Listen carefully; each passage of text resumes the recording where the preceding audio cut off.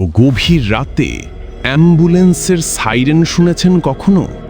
ওই তীক্ষ্ণ আর্তনাদের মতো শব্দটা যখন রাতের নিস্তব্ধতাকে চিরে দিয়ে মিলিয়ে যায়, তখন আপনার বুকে কি একটা অজানা ভয় কাঁটা দিয়ে ওঠে না? আমরা ভাবি কেউ হয়তো অসুস্থ, কারো জীবন মরণের টানাটালি চলছে। কিন্তু যদি এমন হয় ওই শব্দটা কোনো রোগীকে হাসপাতালে নিয়ে যাওয়ার জন্য নয়, বরঞ্চ সুস্থ কোনো মানুষকে এক অজানা ভয়ঙ্কর গন্তব্যে পৌঁছে দেওয়ার সংকেত, যদি ওই অ্যাম্বুলেন্স হয় এক চলন্ত মৃত্যু ফাঁদ।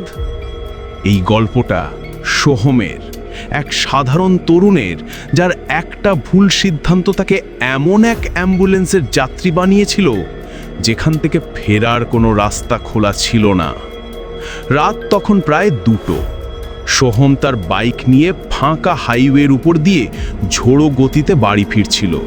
পেশায় সে একজন মেডিকেল রিপ্রেজেন্টেটিভ। মাসের শেষে টার্গেট পূরণ করার জন্য আজ তাকে বেশ কয়েকজন ডাক্তারের চেম্বারে ঘুরতে হয়েছে। শেষ ডাক্তারবাবুর সাথে দেখা করে বেরোতে বেরোতে রাত প্রায় 12:30 বেজে গেছিল। বাড়ি ফিরতে এখনো প্রায় ঘণ্টাখানেকের পথ বাকি। মায়ের শরীরটা বেশ কিছুদিন ধরেই ভালো যাচ্ছে না। বাবা মারা যাওয়ার পর থেকে মাই তার একমাত্র অবলম্বন। তাই যত তাড়াতাড়ি সম্ভব বাড়ি পৌঁছানোর জন্য সোহম বাইকের গতি বাড়িয়ে দিয়েছিল। হাইওয়েটা নির্জন, অন্ধকার। রাস্তার দুপাশে দিগন্ত বিস্তৃত খোলা মাঠ, আর দূরে টিম টিম করে জ্বলা কয়েকটা গ্রামের আলো ছাড়া আর কিছুই চোখে পড়ছে না। হেডলাইটের আলো ছাড়া বাকি পুরো পৃথিবীটাই যেন এক জমাট বাঁধা অন্ধকারে ডুবে আছে। মাঝে মাঝে দু একটা ট্রাক শাঁ শাঁ করে পাশ কাটিয়ে চলে যাচ্ছে। তাদের জোরালো হর্ন রাতের নিস্তব্ধতাকে খান খান করে দিচ্ছে। সোহমের শরীর ক্লান্তিতে ভেঙে পড়ছিল। সারাদিনের খাটুনির পর চোখ দুটো জ্বালা করছিল, কিন্তু মায়ের চিন্তায় তার ঘুম উড়ে গেছিল। সে মনে মনে ভাবছিল বাড়ি পৌঁছেই আগে মায়ের ঘরে যাবে, দেখবে মা ঠিকমতো ওষুধ খেয়েছে কিনা। এইসব ভাবতে ভাবতেই তার হঠাৎ চোখ গেল সামনের দিকে। প্রায় 100 মিটার দূরে রাস্তার ধারে একটা অবচ্ছ অবয়ব পড়ে থাকতে দেখল সে। প্রথমে তার মনে হলো হয়তো কোনো বস্তা বা অন্য কিছু পড়ে আছে, কিন্তু যত সে বাইক নিয়ে এগোতে লাগলো ততই তার বুকের ভেতরটা ধুকপুক করে উঠল। ওটা কোনো বস্তা নয়, একটা মানুষ। আর তার পাশেই দুমড়ে মুচড়ে পড়ে আছে একটা মোটর বাইক। স্পষ্টতই একটা অ্যাক্সিডেন্ট হয়েছে। সোহম মুহূর্তের জন্য দ্বিধায় পড়ে গেল। এই নির্জন রাস্তায় মাঝরাতে দাঁড়ানোটা কি ঠিক হবে? আজকালকার যা দিনকাল, এটা কোনো ফাঁদও তো হতে পারে। কিন্তু তার বিবেক তাকে থামতে বাধ্য করল। সেও নিজে একজন বাইকার। যদি তার এমন অবস্থা হতো আর কেউ তাকে দেখেও না দেখার ভান করে চলে যেত, তাহলে কেমন লাগতো? তাছাড়া লোকটার যদি গুরুতর আঘাত লেগে থাকে, তাহলে এই মুহূর্তে সাহায্যের খুব প্রয়োজন। সে বাইকের গতি কমিয়ে রাস্তার ধারে দাঁড় করালো। স্ট্যান্ডে বাইকটা রেখে সে সাবধানে লোকটার দিকে এগিয়ে গেল। লোকটার বয়স 40-এর কোঠায় হবে। পরনে সাধারণ শার্ট প্যান্ট। তার মাথা থেকে রক্ত গড়িয়ে মুখ ভেসে যাচ্ছে। জ্ঞান আছে বলে মনে হচ্ছে না। তার নিঃশ্বাস খুব ক্ষীণভাবে চলছে। সোহম পকেট থেকে মোবাইল ফোনটা বের করল, কিন্তু স্ক্রিনের দিকে তাকিয়ে তার কপালে চিন্তার ভাঁজ পড়ল। নেটওয়ার্কের সিগন্যাল একেবারে নেই। এই হাইওয়েতে প্রায়ই এমনটা হয়। এখন উপায়? সে অসহায়ভাবে এদিক ওদিক তাকাতে লাগল, যদি কোনো গাড়ি বা ট্রাক থামানো যায়। কিন্তু এই মুহূর্তে রাস্তা একেবারে জনশূন্য। সোহম লোকটার পাশে বসে তার নাড়ি পরীক্ষা করার চেষ্টা করল। সে ডাক্তার না হলেও মেডিকেল রিপ্রেজেন্টেটিভ হওয়ার সুবাদে প্রাথমিক চিকিৎসার কিছু ধারণাতে ছিল। নাড়ির গতি খুব দুর্বল। লোকটাকে যত তাড়াতাড়ি সম্ভব হাসপাতালে নিয়ে যাওয়া দরকার। সে চিৎকার করে ডাকল, কেউ আছেন? এখানে একটা অ্যাক্সিডেন্ট হয়েছে, সাহায্য করুন। কিন্তু তার গলার আওয়াজ রাতের অন্ধকারে মিলিয়ে গেল। কোনো প্রতিধ্বনিও পর্যন্ত ফিরে এলো না। সোহম বুঝতে পারছিল সময় দ্রুত ফুরিয়ে আসছে। সে ঠিক করল বাইক নিয়ে কিছুটা এগিয়ে দেখবে, যদি কোনো লোকালয় বা থানা পাওয়া যায়। যেই সে উঠে দাঁড়াতে যাবে, ঠিক তখনই একটা অদ্ভুত ব্যাপার ঘটল। যে লোকটা এতক্ষণ অজ্ঞান হয়ে পড়েছিল, সে হঠাৎ চোখ খুলল। তার চোখ দুটো ছিল অস্বাভাবিক রকমের বড়, আর তাতে ছিল তীব্র আতঙ্ক। সে ফিসফিস করে কিছু বলার চেষ্টা করছিল।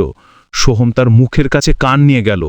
লোকটা ভাঙা ভাঙা গলায় বলল, ওরা ওরা আসছে আমাকে নিয়ে যেতে।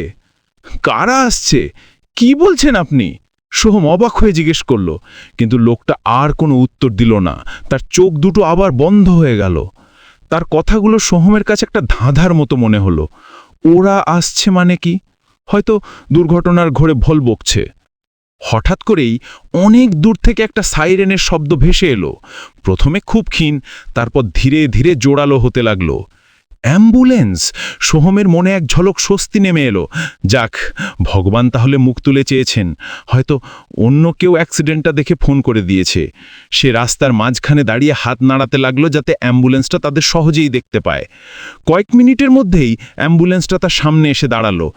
কিন্তু অ্যাম্বুলেন্সটাকে দেখে সোহমের মনে একটা খটকা লাগলো। গাড়িটা বেশ পুরনো মডেলের, গায়ে অনেক জায়গায় মরচে ধরেছে। লাল রঙের ক্রস চিহ্নটাও কেমন যেন ফ্যাকাশে হয়ে গেছে। হেডলাইটের আলো বেশ দুর্বল। আজকালকার ঝাঁ চকচকে অ্যাম্বুলেন্সের সাথে এর কোনো মিলই নেই। অ্যাম্বুলেন্সের ড্রাইভিং সিট থেকে একজন লোক নেমে এলো।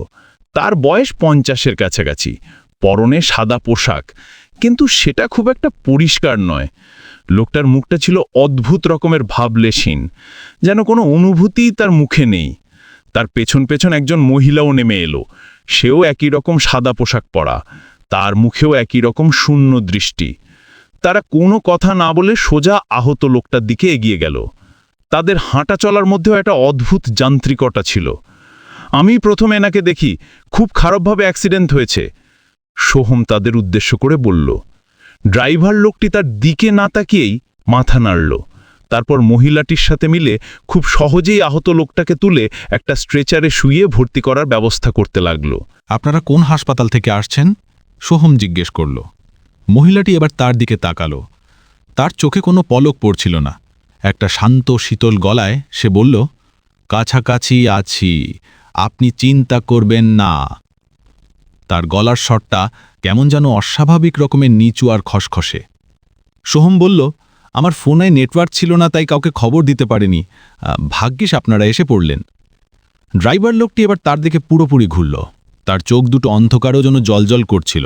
সে বলল, আমাদের খবর দেওয়ার প্রয়োজন হয় না, আমরা খবর পেয়ে যাই। কথাটা শুনে সোহমের সিদ্ধারা দিয়ে একটা ঠান্ডা স্রোত বয়ে গেল। এর মানে কি? সে কিছু জিজ্ঞেস করার আগেই লোকটি আবার বলল, এই রোগীর অবস্থা ভালো না, ওনাকে একা ছাড়া যাবে না।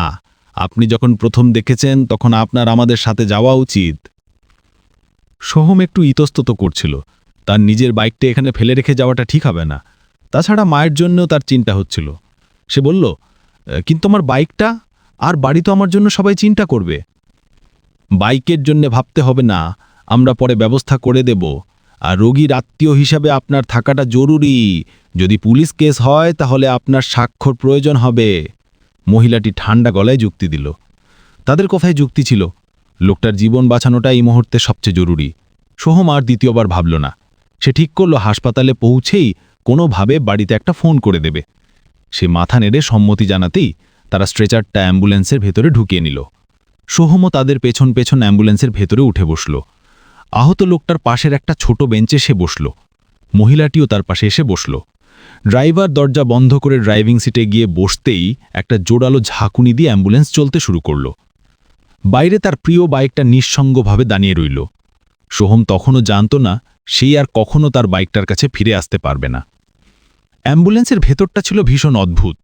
বাইরে থেকে যতটা পুরনো মনে হয়েছিল, ভেতরটা তার চেয়েও বেশি জরাজীর্ণ। দেয়ালে জায়গায় জায়গায় শ্যাওলা পড়ার মতো দাগ, একটা তীব্র ঝাঁঝালো গন্ধ নাকে আসছিল। এটা শুধু ডেটল বা ফিনাইলের গন্ধ নয়, তার সাথে মিশেছিল আরও কিছু, পচা বাসি একটা গন্ধ, যেন অনেক দিন ধরে কোনো কিছু এখানে বন্ধ অবস্থায় পড়েছিল। অ্যাম্বুলেন্সের একমাত্র আলোটা ছিল একটা ফ্যাকাশে হলুদ বাল্ব, যেটা বারবার কাঁপছিল। সেই আলু আধারিত পরিবেশটাকে আরও বেশি রহস্যময় আর ভুতুরে মনে হচ্ছিল। আহত লোকটা স্ট্রেচারে একেবারে স্থির হয়ে শুয়েছিল। তার বুকের ওঠানামা প্রায় বোঝাই যাচ্ছিল না। সোহম চিন্তিত মুখে তার দিকে তাকিয়েছিল। পাশে বসা মহিলাটি একটা বাক্স থেকে তুলো আর ব্যান্ডেজ বের করে লোকটার ক্ষতস্থান পরিষ্কার করার চেষ্টা করছিল, কিন্তু তার মধ্যে কোনো ব্যস্ততা বা আন্তরিকতার ছাপ ছিল না। সে যেন নিতান্তই নিয়ম রক্ষার জন্য কাজটা করে যাচ্ছিল। সোহম চুপচাপ বসে থাকতে পারছিল না। এই পরিবেশটা তার দম বন্ধ করে দিচ্ছিল। সে কথা বলার জন্য মুখ খুলল। আমরা কোন হাসপাতালে যাচ্ছি? মহিলাটি তার দিকে না তাকিয়ে উত্তর দিল, সরকারি হাসপাতালে। সেটা তো এখান থেকে বেশ দূরে, আমরা তো উল্টো দিকে যাচ্ছি বলে মনে হচ্ছে। সোহম বলল, সেই রাস্তাটা ভালো করেই চেনে। শহরের দিকে যেতে হলে যেদিকে যাওয়ার কথা, অ্যাম্বুলেন্সটা তার ঠিক বিপরীত দিকে যাচ্ছিল। এবার ড্রাইভার আয়নার ভেতর দিয়ে তার দিকে তাকালো। সেই ভাবলেশীন মুখে বলল, শর্টকাট রাস্তা আছে, আপনি বুঝতে পারবেন না। তার উত্তরটা সোহমের কাছে সন্তোষজনক মনে হলো না, কিন্তু সে আর কথা বাড়ালো না। হয়তো তারাই ঠিক জানে। সে জানালার বাইরে তাকানোর চেষ্টা করল, কিন্তু কাঁচগুলো এতটাই ময়লা আর ঘোলাটে যে বাইরে প্রায় কিছুই দেখা যাচ্ছিল না। শুধু বোঝা যাচ্ছিল তারা কোনো পিচ ঢালা রাস্তা ছেড়ে একটা কাঁচা এবড়ো খেবড়ো রাস্তা ধরেছে। গাড়িটা ভীষণভাবে ঝাঁকুনি খাচ্ছিল। সময় যত গড়াচ্ছিল, সোহমের অস্বস্তি ততই বাড়ছিল। অ্যাম্বুলেন্সের ভেতরটা যেন ক্রমশ ঠান্ডা হয়ে আসছিল। বাইরে গ্রীষ্মকাল হলেও ভেতরে তার শীত শীত করছিল। সে দেখল তার নিঃশ্বাস থেকে ধোঁয়া বের হচ্ছে। এটা একেবারেই স্বাভাবিক নয়। তার মনে হলো গাড়ির এসি হয়তো খুব জোরে চালানো আছে, কিন্তু এই পুরনো ভাঙাচোরা গাড়িতে এসি থাকার কথা নয়। সে পাশে বসা মহিলাটিকে জিজ্ঞেস করল, গাড়িটা এত ঠান্ডা কেন? মহিলাটি এবার কাজ থামিয়ে তার দিকে তাকালো। তার ঠোঁটের কোণে একটা অদ্ভুত হাসি ফুটে উঠল, কিন্তু সেই হাসি তার চোখে পৌঁছালো না। সে বলল, ঠান্ডা ঘর রোগীর জন্যে ভালো, শরীর তাড়াতাড়ি পচে না। কথাটা শুনে সোহমের বুকের ভেতরটা ছ্যাত করে উঠল। পচে না মানে? উনি তো বেঁচে আছেন, সে প্রায় চিৎকার করে বলল। সব শরীরই একদিন পচবে, কারো আগে কারো পরে। মহিলাটি শান্তভাবে উত্তর দিয়ে আবার নিজের কাজে মন দিল। সোহমের মনে এবার তীব্র ভয় দানা বাঁধতে শুরু করল। এরা কারা? এরা কি সত্যি ডাক্তার বা নার্স? এদের কথাবার্তা হাবভাব কিছুই তো স্বাভাবিক নয়। আর এই অ্যাম্বুলেন্সটাই বা কোথায় চলেছে? তার মনে হলো সে একটা মারাত্মক ফাঁদে পা দিয়েছে। এখানে আসাটা তার উচিত হয়নি। সে পকেট থেকে মোবাইলটা বের করে আবার চেষ্টা করল, কিন্তু এখনও সেই একই অবস্থা, নো সার্ভিস। সে এবার মরিয়া হয়ে উঠল। গাড়ি থামান, আমি নামবো, আমাকে এখানে নামিয়ে দিন, সে চিৎকার করে বলল। ড্রাইভার তার কথায় কোনো কর্ণপাত করল না। গাড়িটা একই গতিতে চলতে লাগল। সোহম উঠে দাঁড়িয়ে দরজার দিকে এগিয়ে যাওয়ার চেষ্টা করল, কিন্তু মহিলাটি তার হাতটা চেপে ধরল। তার হাতের স্পর্শ ছিল বরফের মতো ঠান্ডা আর অস্বাভাবিক রকমের কঠিন। তার মনে হলো কেউ যেন একটা লোহার সাঁড়াশি দিয়ে তার হাতটা চেপে ধরেছে। সে ছাড়ানোর জন্য অনেক চেষ্টা করল, কিন্তু পারল না। শান্ত হয়ে বসুন, আমাদের গন্তব্য প্রায় এসে গেছে, মহিলাটি সেই একই শীতল অনুভূতিহীন গলায় বলল। সোহমের শরীর ভয়ে অসাড় হয়ে আসছিল। সে বুঝতে পারছিল সে এক ভয়ঙ্কর ফাঁদে পা দিয়েছে। এরা সাধারণ মানুষ নয়, এরা অন্য কিছু। কিন্তু কি? আর তাদের উদ্দেশ্যই বা কি? তারা তাকে কোথায় নিয়ে যাচ্ছে? হঠাৎ করে অ্যাম্বুলেন্সের সাইরেনটা বেজে উঠল, কিন্তু সেই শব্দটা কোনো সাধারণ সাইরেনের মতো ছিল না। সেটা ছিল একটা বিকৃত যন্ত্রণাকাতর কান্নার মতো। সেই শব্দটা যেন অ্যাম্বুলেন্সের ভেতর থেকে নয়, বরং সোহমের মাথার ভেতর থেকে আসছিল। তার কান ফেটে যাওয়ার উপক্রম হলো। সে দুহাতে কান চেপে ধরে যন্ত্রণায় কুঁকড়ে গেল। ঠিক তখনই স্ট্রেচারে শুয়ে থাকা লোকটা নড়ে চড়ে উঠল। সোহম ভয়ে ভয়ে তার দিকে তাকালো। লোকটার চোখ দুটো খোলা, কিন্তু সেই চোখে কোনো তারা নেই, শুধু ধবধবে সাদা। তার মুখটা একটা বিভৎস হাসিতে মেকে গেছে। সে ধীরে ধীরে স্ট্রেচার থেকে উঠে বসার চেষ্টা করছিল। তার শরীরের হাড়গুলো মটমট করে ভাঙার মতো শব্দ হচ্ছিল। স্বাগতম, লোকটা একটা কর্কশ ফ্যাঁস ফ্যাঁসে গলায় বলল। সেই গলাটা তার আগের গলার মতো ছিল না, এটা ছিল অনেক বেশি গভীর আর পুরনো। আমাদের নতুন সঙ্গীকে স্বাগতম। সোহমের মুখ থেকে কোনো কথা বেরোল না। তার গলা শুকিয়ে কাঠ হয়ে গিয়েছিল। সে দেখল ড্রাইভার আর মহিলাটিও তার দিকে তাকিয়ে হাসছে। তাদের হাসিও ছিল সেই আহত লোকটার মতোই বিভৎস আর অস্বাভাবিক। তাদের চোখগুলো অন্ধকারে জ্বলছিল। অ্যাম্বুলেন্সটা একটা প্রচণ্ড ঝাঁকুনি দিয়ে থেমে গেল। বাইরে তখনও ঘুটঘুটে অন্ধকার। ড্রাইভার দরজা খুলে বাইরে বেরিয়ে গেল। তারপর সে অ্যাম্বুলেন্সের পেছনের দরজাটা একটা বিকট শব্দ করে খুলে দিল। বাইরে থেকে একটা ঠান্ডা স্যাঁতস্যাঁতে হাওয়া ভেতরে ঢুকে এলো। সেই হাওয়ার সাথে মিশেছিল মাটি আর পচা পাতার গন্ধ।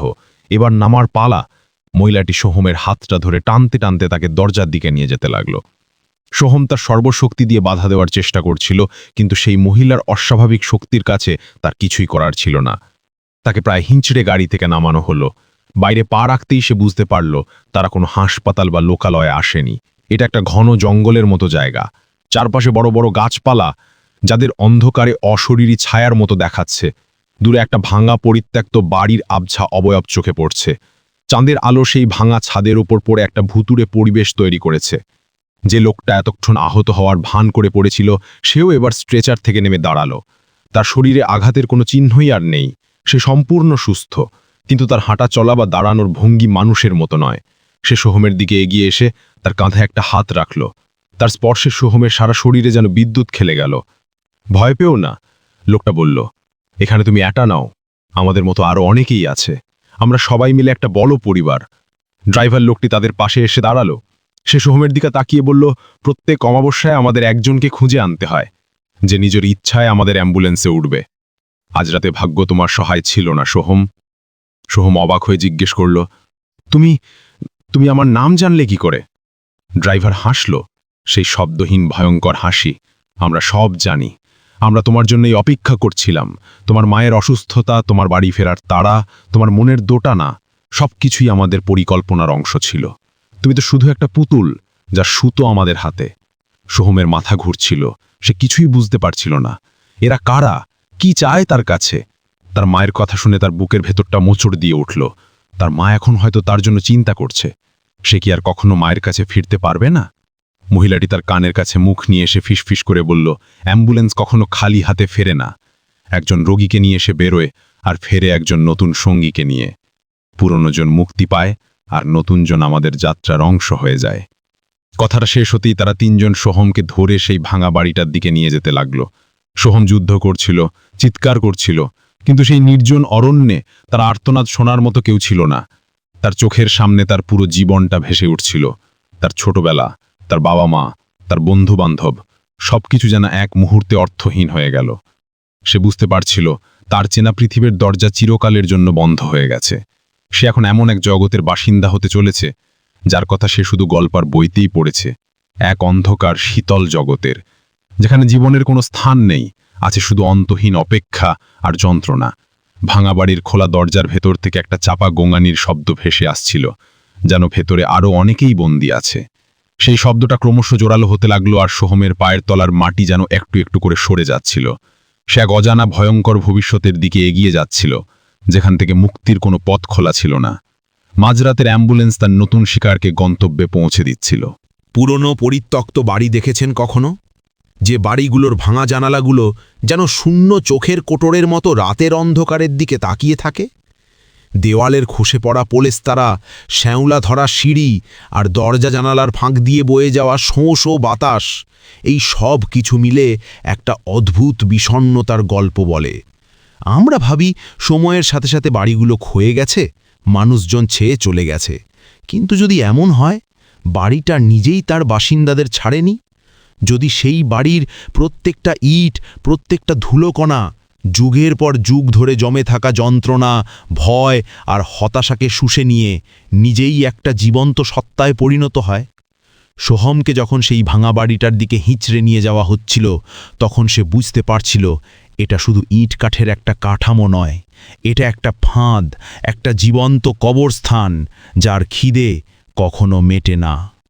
বাড়িটার খোলা দরজার চৌখাট পেরোনোর সাথে সাথে একটা তীব্র ফ্যাপসা গন্ধ সোহমের নাকে ধাক্কা মারল। পচা কাঠ, স্যাঁতস্যাঁতে মাটি আর পুরনো ধুলোর গন্ধের সাথে মিশেছিল আরও কিছু, একটা মিষ্টি পচা ফলের মতো দুর্গন্ধ, যা শিরা উপশিরায় অস্বস্তি বয়ে দেয়। ভেতরটা ছিল নিকষ কালো অন্ধকার, বাইরের আবছা চাঁদের আলো যেন এই বাড়ির চৌখাট পেরোতে ভয় পাচ্ছিল। ড্রাইভার লোকটি তার পকেট থেকে একটা পুরনো দিনের তেলের লণ্ঠন বের করে জ্বালালো। লণ্ঠনের কাঁপা কাঁপা আলোয় ঘরের ভেতরটা যতটুকু দেখা গেল, তাতে সোহমের শরীরের রক্ত জল হয়ে গেল। এটা একটা বিশাল বড় হলঘর। ছাদ থেকে জায়গায় জায়গায় পোলেস্তারা খসে পড়ে ভেতরের মরচে ধরা লোহার রড বেরিয়ে পড়েছে। দেওয়াল জুড়ে ছড়িয়ে আছে মাকড়সার জাল আর স্যাঁতস্যাঁতে দাগ। ঘরের আসবাবপত্র বলতে প্রায় কিছুই নেই, শুধু এক কোণে কয়েকটা ভাঙা চেয়ার আর একটা উল্টে থাকা টেবিল ছাড়া। কিন্তু ঘরটা খালি ছিল না। লণ্ঠনের আলো যতখানি যাচ্ছিল, ততখানি জুড়ে ছড়িয়ে ছিটিয়ে দাঁড়িয়ে বা বসেছিল বেশ কয়েকটি মানব অবয়ব। তাদের সংখ্যা ঠিক কত তা অন্ধকারে বোঝা যাচ্ছিল না, কিন্তু তারা ছিল স্থির, নিশ্চল, ছায়ার মতো। তারা সবাই সোহমের দিকে তাকিয়েছিল। তাদের চোখে কোনো অভিব্যক্তি ছিল না, কোনো কৌতূহল ছিল না, ছিল শুধু এক গভীর, অন্তহীন শূন্যতা। তাদের পরনের পোশাকগুলো ছিল বিভিন্ন সময়ের, কারো পরনে পুরনো দিনের ধুতি পাঞ্জাবি যা ছিঁড়ে ঝুলছে, কারো পরনে সালোয়ার কামিজ যা রং হারিয়ে ফ্যাকাশে হয়ে গেছে। এমনকি একটা ছোট বাচ্চার ফ্রক পরা ছায়ামূর্তিও সোহম দেখতে পেল, যে তার দিকে আঙুল চুষতে চুষতে তাকিয়ে আছে। এরা কারা? এদের দেখে জীবন্ত মানুষ বলে মনে হচ্ছিল না, আবার ঠিক আটটাও মনে হচ্ছিল না। তারা ছিল বিটুইন জীবন ও মৃত্যুর মাঝখানে আটকে থাকা কিছু অভিশপ্ত সত্তা।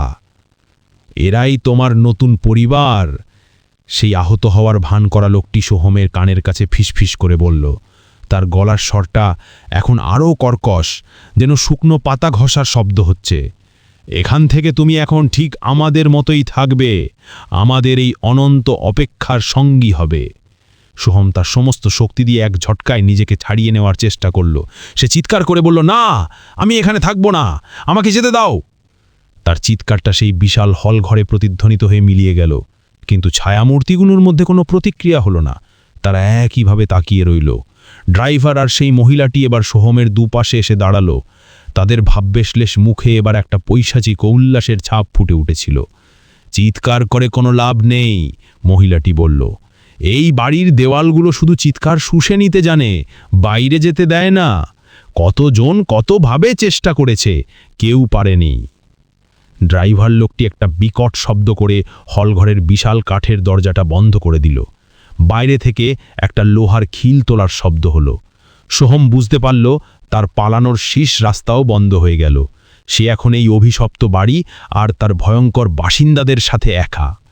ওকে ওর নিজের মতো থাকতে দাও, ড্রাইভার লোকটি বাকিদের উদ্দেশ্যে করে বলল। নতুন অতিথির সাথে পরিচিত হতে একটু সময় তো লাগবেই, খিদে পেলে ও নিজেই আমাদের খুঁজে নেবে। কথাটা শেষ করে ড্রাইভার, মহিলা এবং সেই লোকটি হলঘরের অন্য প্রান্তের একটা অন্ধকার করিডোরে মিলিয়ে গেল। তাদের যাওয়ার সাথে সাথে লণ্ঠনের আলোটাও চলে গেল। ঘরটা আবার সেই নিপ্রণেশ্য অন্ধকারে ডুবে গেল। সোহম এখন একা, অথবা হয়তো একা নয়। তার চারপাশে ছড়িয়ে থাকা ওই ছায়ামূর্তিগুলোর শীতল উপস্থিতি সে তার ত্বকের উপর অনুভব করতে পারছিল। তার মনে হচ্ছিল অসংখ্য জোড়া অদৃশ্য চোখ অন্ধকারের ভেতর থেকে তাকে পর্যবেক্ষণ করছে। সোহমের শরীর ভয়ে কাঁপছিল, কিন্তু সে জানত এখানে ভয় পেয়ে ভেঙে পড়লে চলবে না। তাকে এখান থেকে বেরোনোর রাস্তা খুঁজতেই হবে। মা তার জন্য অপেক্ষা করছে। এই চিন্তাটা তাকে অদ্ভুতভাবে শক্তি জোগালো। সে হামাগুড়ি দিয়ে দেওয়াল হাতড়ে দরজার কাছে পৌঁছানোর চেষ্টা করল। অনেকক্ষণ হাতড়ানোর পর সে দরজার শক্ত কাঠটা খুঁজে পেল। সে তার সর্বশক্তি দিয়ে দরজায় ধাক্কা দিতে লাগল, খিল মারতে লাগল। খোল, দরজা খোল, আমি তোমাদের কি ক্ষতি করেছি, আমাকে যেতে দাও। সে পাগলের মতো চিৎকার করতে লাগল, কিন্তু কোনো উত্তর এলো না। শুধু তার নিজের চিৎকারের প্রতিধ্বনি ছাড়া আর কিচ্ছু শোনা যাচ্ছিল না। হঠাৎ তার মনে হলো কেউ যেন তার ঘাড়ে ফিসফিস করে কিছু বলল, এত কাছ থেকে যে সে তার নিঃশ্বাসের ঠান্ডা স্পর্শ অনুভব করতে পারল। আমরাও তোর মতোই এসেছিলাম, একটা ভাঙা বয়স্ক মহিলার গলার স্বর।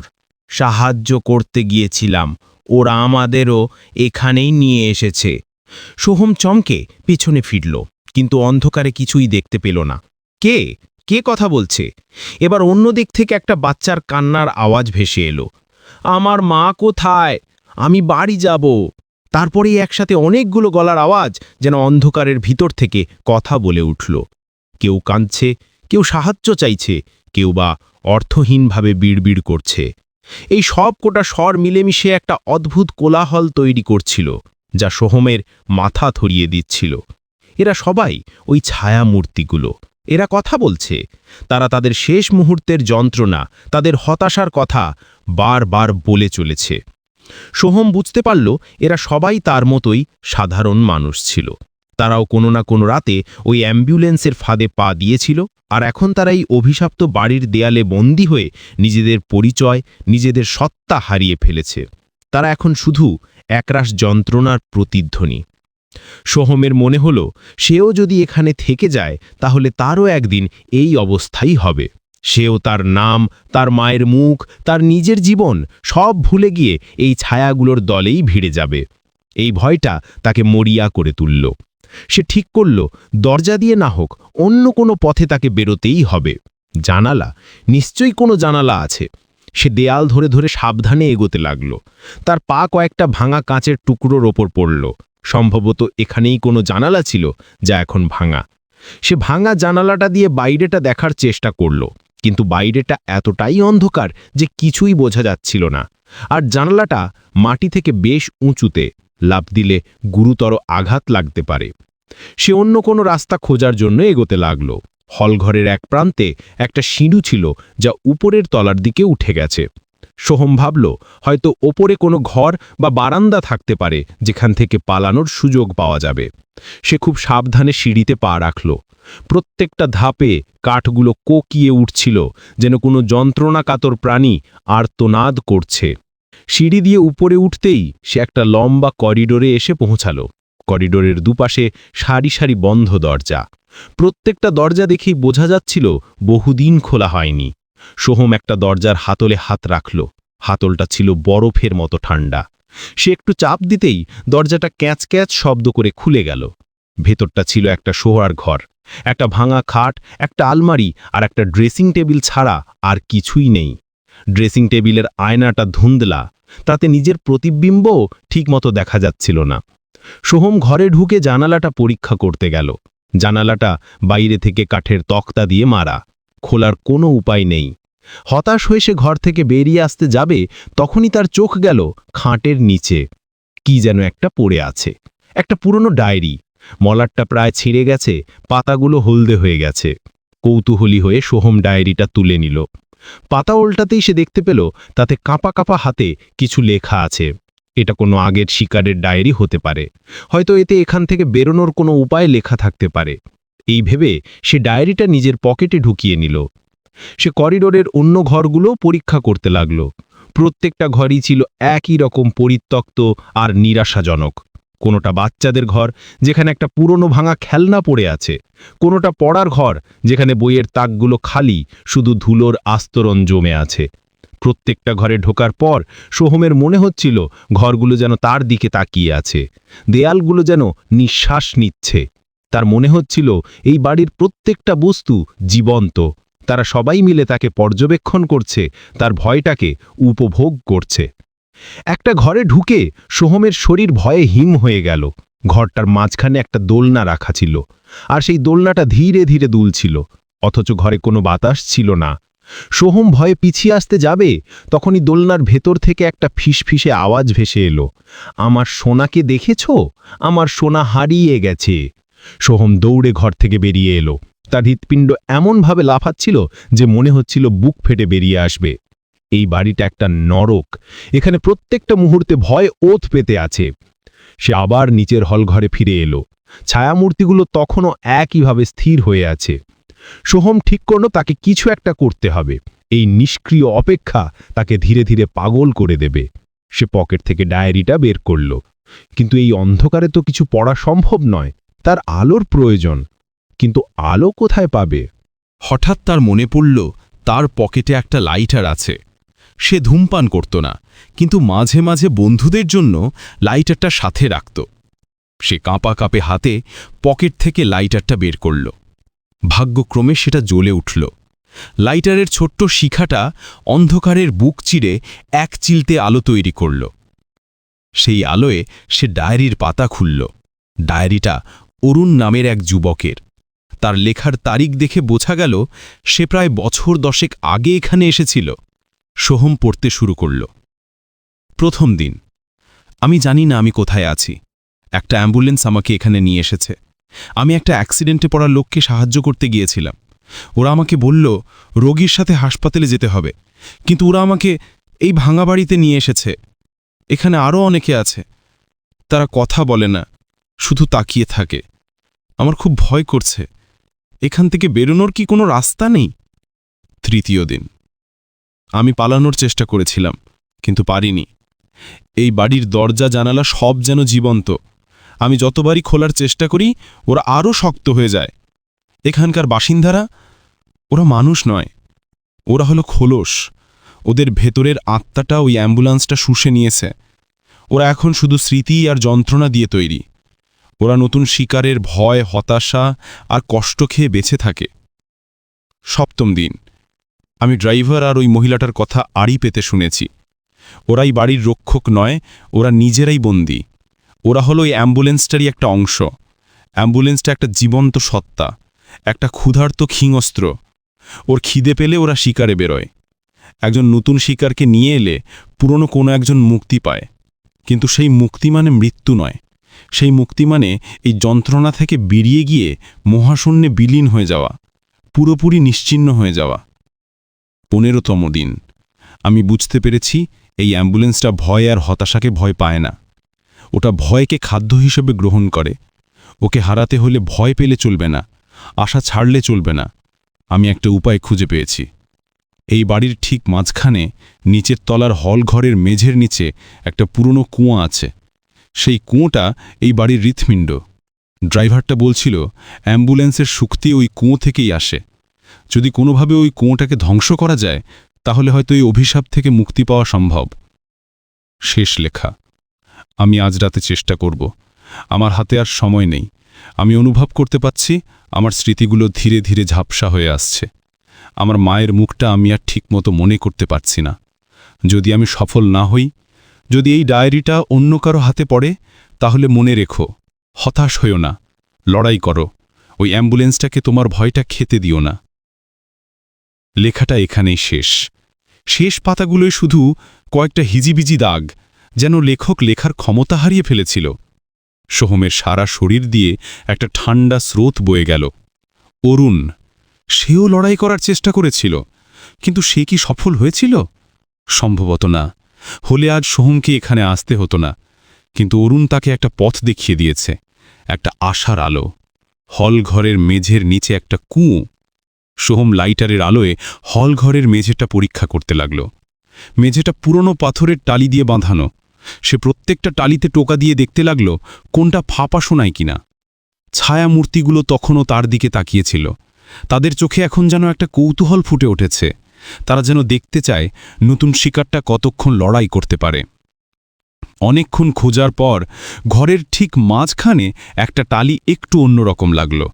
সোহম তার সমস্ত শক্তি দিয়ে টালিটা সরানোর চেষ্টা করল। প্রথমে পারল না, কিন্তু মায়ের মুখটা মনে পড়তেই তার শরীরে যেন দ্বিগুণ শক্তি এলো।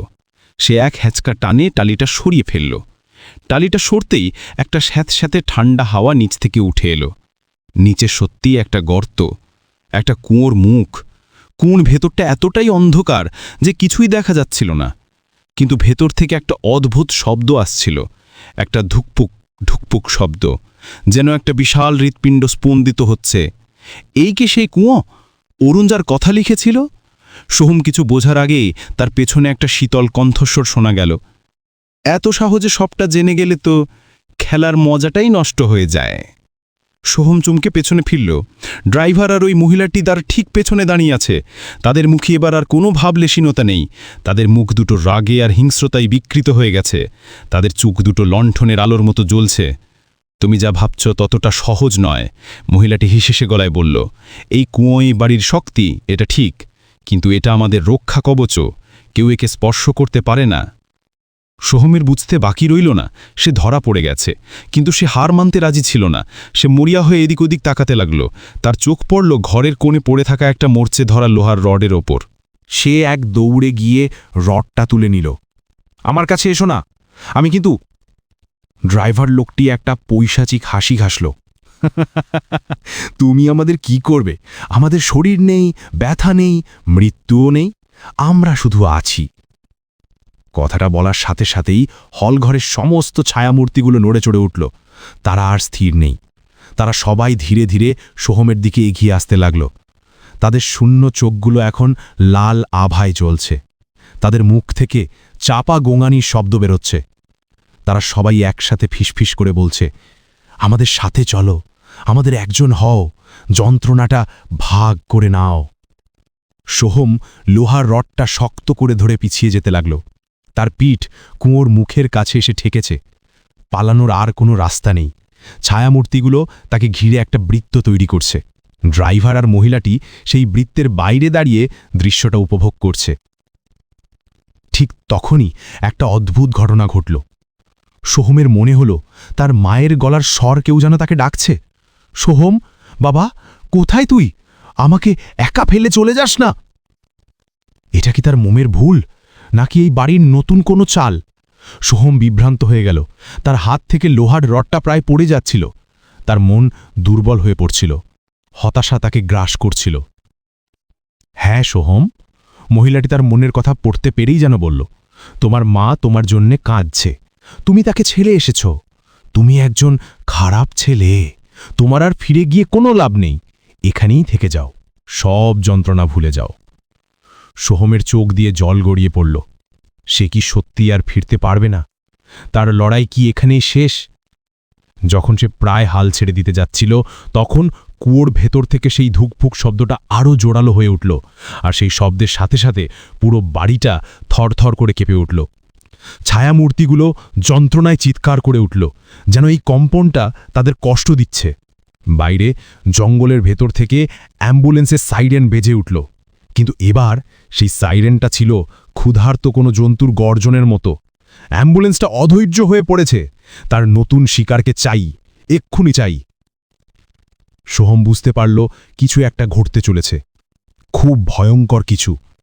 কুয়োটা তাকে ডাকছে, অ্যাম্বুলেন্সটা তাকে ডাকছে, আর তার সামনে দাঁড়িয়ে আছে একদল ক্ষুধার্ত অভিশপ্ত আত্মা। তার বাঁচার আশা প্রায় শূন্য। সে কি পারবে এই নরক থেকে নিজেকে মুক্ত করতে? নাকি অরুণের মতোই তার গল্পটাও একটা অসমাপ্ত ডায়েরির পাতায় শেষ হয়ে যাবে? কখনো দেওয়ালে পিঠ ঠেকে গেলে মানুষ কি করে জানেন? যখন সামনে এগোনোর পথ না থাকে, পেছনে ফেরার রাস্তা বন্ধ হয়ে যায়, আর চারপাশ থেকে বিপদ বাঘের মতো ঝাঁপিয়ে পড়ার জন্য প্রস্তুত হয়, তখন তার ভেতরে লুকিয়ে থাকা আদিম প্রবৃত্তিটা জেগে ওঠে। হয় সে ভয়ে কুঁকড়ে গিয়ে মৃত্যুর জন্য অপেক্ষা করে, নয়তো নিজের শেষ শক্তিটুকু দিয়ে এমনভাবে রুখে দাঁড়ায় যে মৃত্যু নিজেও এক মুহূর্তের জন্য থমকে যায়। সোহমের সামনে তখন সেই চরম মুহূর্ত উপস্থিত। তার পিঠটা কুয়োর ঠান্ডা স্যাঁতসাথে কিনারা ছুঁয়েছে। সামনে এগিয়ে আসছে একদল অতৃপ্ত আত্মা, যাদের চোখে যুগ যুগ ধরে জমে থাকা ক্ষুধা আর যন্ত্রণা। আর তাদের পিছনে দাঁড়িয়ে অট্টহাসি হাসছে দুটো পৈশাচিক সত্তা, যারা তার ভয়ে আর হতাশাটাকে গোগ্রাসে গিলছে। বাড়িটা তখনও কাঁপছে। কুয়োর ভেতর থেকে আসা সেই স্পন্দনের সাথে দেওয়াল থেকে পলস্তারা খসে পড়ছে, ছাদ থেকে ধুলো ঝরে পড়ছে। অ্যাম্বুলেন্সের সেই বিকট গর্জনটা ক্রমশ এগিয়ে আসছিল, যেন ক্ষুধার্ত দৈত্যটা তার শিকারকে তুলে নেওয়ার জন্য খোদ বাড়ির ভেতরেই ঢুকে পড়তে চাইছে। ছায়ামূর্তিগুলো এক অদ্ভুত ঘোরের মধ্যে এগোচ্ছিল, তাদের হাতগুলো সোহমের দিকে বাড়ানো, যেন তাকে টেনে নিয়ে ওই অতল অন্ধকারে নিক্ষেপ করবে। শেষ ঘেলাপা এবার শেষ হোক। অ্যাম্বুলেন্স আর অপেক্ষা করতে পারছে না। ওকে ওর খাবার দিয়ে দাও। সোহমের মন তখন সম্পূর্ণ ফাঁকা। ভয়, হতাশা, মায়ের জন্য চিন্তা সবকিছু ছাপিয়ে একটা অদ্ভুত জেদ তার মাথায় চেপে বসেছিল। অরুণ তার ডায়েরিতে লিখেছিল, ওই অ্যাম্বুলেন্সটাকে তোমার ভয়টা খেপে দিও না। ভয়? তাহলে এটাই তাদের অস্ত্র? ওরা ভয় দেখিয়েই মানুষকে দুর্বল করে দেয়, তার আত্মাকে কেড়ে নেয়।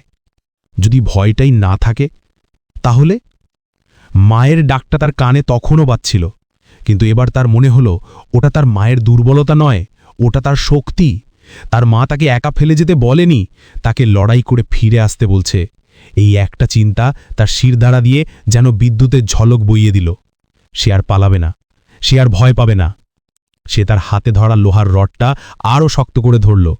ছায়ামূর্তিগুলো যখন তার প্রায় গায়ে এসে পড়েছে, তখন সে আর পিছিয়ে গেল না, বরং সে এক পা এগিয়ে গেল। সে সরাসরি তাদের চোখের দিকে তাকালো, সেই শূন্য যন্ত্রণাকাতর চোখের দিকে, যেখানে শুধু অন্ধকার ছাড়া আর কিছু নেই। তোমরাও তো আমার মতোই ছিলে, তাই না? সোহম শান্ত কিন্তু দৃঢ় গলায় বলল। তার গলার স্বরে এমন কিছু ছিল যেটা ছায়ামূর্তিগুলোর এগিয়ে আসা পাগুলোকে এক মুহূর্তের জন্য থামিয়ে দিল। তোমরাও তো বাড়ি ফিরতে চেয়েছিলে, প্রিয়জনের কাছে যেতে চেয়েছিলে, কিন্তু ওরা তোমাদের দেয়নি। ওরা তোমাদের ভয় দেখিয়ে তোমাদের আশা কেড়ে নিয়ে এখানে বন্দি করে রেখেছে। তোমরা কি এভাবেই থাকতে চাও, অনন্তকাল ধরে ওদের দাস হয়ে? তার কথাই ছায়ামূর্তিগুলোর মধ্যে একটা চাঞ্চল্য সৃষ্টি হলো। তাদের চাপা গোঙানিটা এবার যেন একটা প্রশ্নবোধক সুরে পরিণত হলো। তারা একে অপরের দিকে তাকাতে লাগল। বহু যুগ পরে যেন তাদের ভেতর থাকা সেই মনুষ্যত্বের শেষ কণাটুকু জেগে উঠল। এসব বলে কোনো লাভ নেই। মহিলাটি হিস হিস করে উঠল। ওদের আর কিছুই অবশিষ্ট নেই। ওরা এখন শুধু ক্ষুধা, ভুল সোহম চিৎকার করে বলল, ওদের মধ্যে এখনো স্মৃতি আছে, যন্ত্রণা আছে, আর যন্ত্রণা মানেই অনুভূতির অস্তিত্ব। আমি তোমাদের মুক্তি দিতে আসেনি, কারণ আমি জানি না সেটা কিভাবে করতে হয়, কিন্তু আমি তোমাদের সাথে মিলে লড়াই করতে পারি। হয় আমরা সবাই একসাথে এখান থেকে বেরোবো, নয়তো সবাই একসাথে শেষ হয়ে যাব, কিন্তু ওদের দাসত্ব আর নয়। এই কথাগুলো যেন একটা মন্ত্রের মতো কাজ করল। যে ছায়ামূর্তিগুলো এতক্ষণ সোহমকে গ্রাস করতে আসছিল, তারা ধীরে ধীরে ঘুরতে শুরু করল। তাদের লক্ষ্য এবার আর সোহম নয়, তাদের লক্ষ্য এখন ড্রাইভার আর ওই মহিলাটি। তাদের শূন্য চোখগুলোতে বহুযুগ পরে একটা নতুন অভিব্যক্তি ফুটে উঠেছে, বিদ্রোহ। ড্রাইভার আর মহিলাটি এই অপ্রত্যাশিত পরিবর্তনে হতবাক হয়ে গেল। কি করছিস তোরা? আমরা তোদের চালক, আমাদের কথা শোন, ড্রাইভার চিৎকার করে উঠল। কিন্তু ছায়ামূর্তিরা আর তাদের কথায় কান দিল না। তারা ধীরে ধীরে কিন্তু দৃঢ় পদক্ষেপে তাদের দিকে এগোতে লাগল। যে ভয়টা এতক্ষণ তারা সোহমের মধ্যে সঞ্চারিত করার চেষ্টা করছিল, সেই ভয়টাই যেন এবার তাদের নিজেদের গ্রাস করছে। এই সুযোগ, সোহম বুঝতে পারল এটাই তার একমাত্র সুযোগ। ছায়ারা যখন ওই দুজনকে ব্যস্ত রেখেছে, তখন তাকে অরুণের শেষ কাজটা সম্পন্ন করতে হবে। তাকে ওই কুয়োটাকে ধ্বংস করতে হবে। কিন্তু কিভাবে? তার হাতে তো শুধু একটা লোহার রড। সে কুয়োর ভেতরে উঁকি দিল। সেই ধুকফুক শব্দটা এখন আরও তীব্র, আর সেই শব্দের সাথে সাথে কুয়োর গভীর অন্ধকার থেকে একটা লাল আভা উঠে আসছিল। সোহমের মনে হলো কুয়োর ভেতরে কোনো তরল পদার্থ আছে, যা এই বাড়ির শক্তির উৎস। সে তার হাতে থাকা লোহার রডটা শক্ত করে ধরল। যদি সেই রডটা পুরি শক্তি দিয়ে কুয়োর গভীরে ছুঁড়ে মারতে পারে, যদি ওটা ঠিক উৎসে গিয়ে আঘাত করে। কিন্তু তার হাতের সময় খুব কম। ছায়ারা বেশিক্ষণ ওই পিশাচ দুটোকে আটকে রাখতে পারবে না। ড্রাইভার আর মহিলাটি অদ্ভুত এক বিকট শব্দ করতে শুরু করেছে। তাদের শরীরগুলো কাঁপছে, যেন তারা তাদের আসল রূপ ধারণ করার চেষ্টা করছে। সোহম আর এক মুহূর্ত দেরি করল না। সে তার জীবনের সমস্ত শক্তি এক জায়গায় জড়ো করল। মায়ের মুখটা শেষবারের মতো মনে করে সে লোহার রডটা দুহাতে মাথার ওপরে তুলে ধরল এবং কুয়োর ঠিক কেন্দ্র বরাবর ছুঁড়ে মারল। রডটা শনশন শব্দ করে অন্ধকারের গভীরে হারিয়ে গেল। কয়েক মুহূর্তের জন্য সবকিছু নিস্তব্ধ হয়ে গেল। তারপর একটা প্রচণ্ড বিস্ফোরণের মতো শব্দ হলো। কুয়োর ভেতর থেকে টকটকে লাল রঙের একটা আলো ফোয়ারার মতো বেরিয়ে এসে পুরো হল ঘরটাকে ভাসিয়ে দিল। সেই আলোর তেজ এতটাই ছিল যে সোহমকে চোখ বন্ধ করে নিতে হলো। একটা তীব্র পোড়া গন্ধ আর কান ফাটানো আর্তনাদে পুরো বাড়িটা কেঁপে উঠল। ছায়ামূর্তিগুলো সেই আলোয় স্পর্শ পেতেই যন্ত্রণায় চিৎকার করে উঠল, কিন্তু তাদের চিৎকারে কষ্টের চেয়ে বেশি মুক্তির আনন্দই যেন বেশি ছিল। এক এক করে তারা সবাই ধোঁয়ার মতো মিলিয়ে যেতে লাগল। তাদের অবয়বগুলো বাতাসে মিশে যাওয়ার আগে শেষবারের মতো যেন তারা সোহমের দিকে তাকিয়ে কৃতজ্ঞতা জানিয়ে গেল। ড্রাইভার আর মহিলাটির শরীর সেই আলো সহ্য করতে পারছিল না। তাদের চামড়া গলে যাচ্ছিল, শরীরটা কালো ধোঁয়ায় পরিণত হচ্ছিল।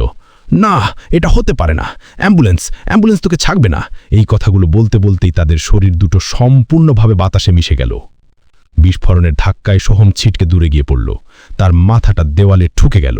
জ্ঞান হারানোর আগে সে শেষবারের মতো দেখতে পেল বাড়িটার ছাদ ভেঙে পড়ছে, দেওয়ালগুলো গুড়িয়ে যাচ্ছে, আর বাইরে সেই অ্যাম্বুলেন্সটা, যেটা এতক্ষণ ধরে গর্জন করছিল, সেটা হঠাৎ করে নিস্তব্ধ হয়ে গেল। তার হেডলাইট দুটো দপ করে নিভে গেল, যেন কোনো জীবন্ত প্রাণীর প্রাণবায়ু বেরিয়ে গেল। কতক্ষণ সে অজ্ঞান ছিল তার কোনো ধারণা নেই। যখন তার জ্ঞান ফিরল, তখন ভোরের আলো ফুটতে শুরু করেছে। পাখির কিচিরমিচির শব্দ কানে আসছে। সোহম চোখ খুলে দেখল সে একটা ধ্বংসস্তূপের মধ্যে শুয়ে আছে। সেই অভিশপ্ত বাড়িটার আর কোনো অস্তিত্ব নেই। শুধু কয়েকটা ভাঙা ইটের টুকরো আর পোড়া কাঠের কাঠামো ছড়িয়ে ছিটিয়ে পড়ে আছে। চারপাশের জঙ্গলটাও আর আগের মতো ভয়ঙ্কর লাগছে না। ভোরের আলোয় সবকিছু শান্ত, স্নিগ্ধ। সোহমের সারা গয়ে প্রচণ্ড ব্যথা, মাথা ফেটে যাচ্ছে। সে কোনো মতে খোঁড়াতে খোঁড়াতে উঠে দাঁড়ালো। তার জামা কাপড় ছিঁড়ে গেছে, গায়ে অনেক জায়গায় কেটে ছড়ে গেছে, কিন্তু সে বেঁচে আছে, এটাই সবচেয়ে বড় কথা। সে মুক্ত। সে জঙ্গলের ভেতর দিয়ে হাঁটতে হাঁটতে অবশেষে সেই হাইওয়েতে এসে পৌঁছাল। একটু দূরেই তার বাইকটা এখনও দাঁড়িয়ে আছে, যেমনটা সে রেখে গিয়েছিল। বাইকের কাছে যেতেই তার পকেটে থাকা লাইটারটা মাটিতে পড়ে গেল। লাইটারটা তুলতে গিয়ে তার হাতে উঠে এলো একটা পুরনো, হুলদে হয়ে যাওয়া কাগজের টুকরো। এটা অরুণের ডায়েরির একটা পাতা। হয়তো বিস্ফোরণের সময় ডায়েরিটা নষ্ট হয়ে গেছে, শুধু এই পাতাটাই কোনোভাবে তার পকেটে রয়ে গেছে। পাতার এক কোণে কাপা কাপা হাতে লেখা ছিল, ধন্যবাদ। সোহমের চোখ দুটো জলে ভরে এলো। সে শুধু নিজেকে বাঁচায়নি, সে অরুণ এবং আরও অনেক নাম না জানা আত্মাকে মুক্তি দিয়েছে। সে তাদের অসমাপ্ত লড়াইটাকে শেষ করেছে। বাইকটা স্টার্ট দিতেই একবারে চালু হয়ে গেল। সোহম আর এক মুহূর্ত সেখানে দাঁড়াল না। সে বাইক চালিয়ে বাড়ির দিকে রওনা দিল। তার মনে তখন একটাই চিন্তা, মা। বাড়িতে পৌঁছাতে প্রায় সকাল হয়ে গেল। তাকে ওই অবস্থায় দেখে তার মা কান্নায় ভেঙে পড়লেন। সোহম তাকে জড়িয়ে ধরে শুধু বলল, আমি ফিরে এসেছি মা, আমি ফিরে এসেছি। সে কাউকে কিছু বলতে পারেনি কি ঘটেছিল সেই রাতে তার সাথে। বললে কেউ বিশ্বাস করত না, তাকে পাগল ভাবত। সেই ভয়ঙ্কর রাতটা তার জীবনের একটা দুঃস্বপ্ন হয়ে থেকে গেল, যার কথা সে কাউকে বলতে পারে না, আবার ভুলতেও পারে না। এরপর অনেক বছর কেটে গেছে। সোহম এখন অন্য শহরে থাকে। সে বিয়ে করেছে, তার একটা ছোট্ট মেয়ে আছে। সে চেষ্টা করেছে ওই রাতটাকে ভুলে যাওয়ার, কিন্তু পারে না। মাঝে মাঝে গভীর রাতে ঘুমের মধ্যে সে এখনও সেই অ্যাম্বুলেন্সের সাইরেন শুনতে পায়, সেই বিকৃত যন্ত্রণা কাতর কান্নার মতো শব্দ। ঘুম ভেঙে গেলে সে ছুটে জানালার কাছে যায়, কিন্তু বাইরে কিছুই থাকে না। রাস্তাটা শান্ত, নিস্তব্ধ। সে জানে ওই অ্যাম্বুলেন্সটা ধ্বংস হয়ে গেছে, ওই বাড়িটাও আর নেই, কিন্তু তার মনে একটা ভয় চিরকালের জন্য বাসা বেঁধে গেছে। সে জানে পৃথিবীতে এমন অনেক অমীমাংসিত রহস্য আছে, এমন অনেক অন্ধকার লুকিয়ে আছে যার কোনো ব্যাখ্যা বিজ্ঞান দিতে পারে না। আজও যখন সে রাতে হাইওয়ে দিয়ে গাড়ি চালায় আর দূর থেকে কোনো অ্যাম্বুলেন্সের সাইরেন ভেসে আসে, তখন তার বুকের ভিতরটা ছ্যাঁত করে ওঠে। সে গাড়ির গতি বাড়িয়ে দেয়। সে আর কোনোদিনও কোনো অচেনা বিপদে পড়া মানুষকে সাহায্য করার জন্য মাঝরাতে নির্জন রাস্তায় দাঁড়ায় না, কারণ সে জানে সব সাহায্যর ডাক আসল হয় না, কিছু ডাক হয় ফাঁদ। আর কিছু অ্যাম্বুলেন্স রোগীকে হাসপাতালে নিয়ে যায় না, নিয়ে যায় এমন এক গন্তব্যে যেখান থেকে কেউ কোনোদিন ফিরে আসে না।